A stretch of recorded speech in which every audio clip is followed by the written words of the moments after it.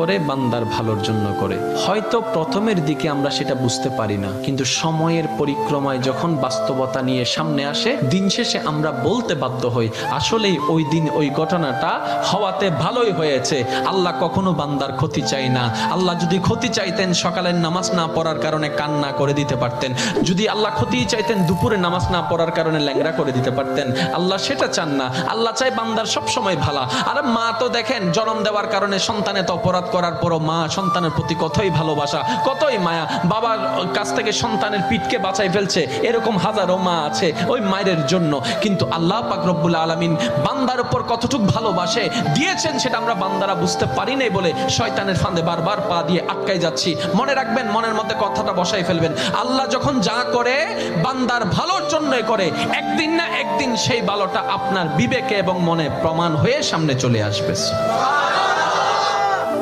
আমি বুঝাতে চাচ্ছি আমাদের সাথে সবচেয়ে কানেকশন কার বেশি ভালো থাকতে হবে? বান্দা হিসেবে আল্লাহর, উম্মত হিসেবে নবী রাহমাতুল লিল আলামিনের। এখানের ভিতর যে কেউ চাইলে জীবন সাজাই ফেলতে পারবে। আমি বলছি যে কেউ, anybody, you can do it, not impossible. Because impossible শব্দটাকে যদি একদম ভালো করে গভীরভাবে দেখেন, সেখানের ভিতর আপনি আশ্চর্যভাবে একটা জিনিস দেখবেন। ইম্পসিবল একটু যদি ডিফাইন করেন, ভাগ করেন, দেখবেন আই এম পসিবল। ইম্পসিবল, পসিবলকে আলাদা রাখেন, আই এম কে আলাদা রাখেন। I am possible.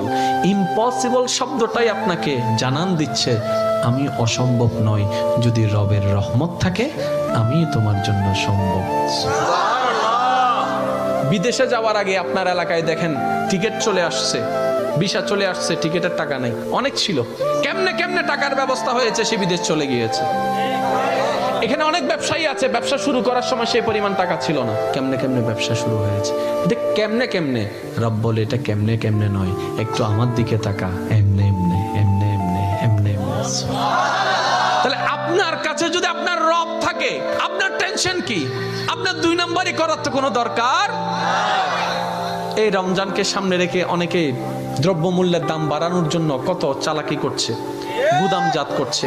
আমি তাদের উদ্দেশ্যে শ্রদ্ধার সাথে একটা কথা বলবো, ভাইয়া জীবনে হয়তো অনেক করেছেন, আপনি এই কারণেই করছেন 2টা টাকা 5টা টাকা লাভ বেশি হবে।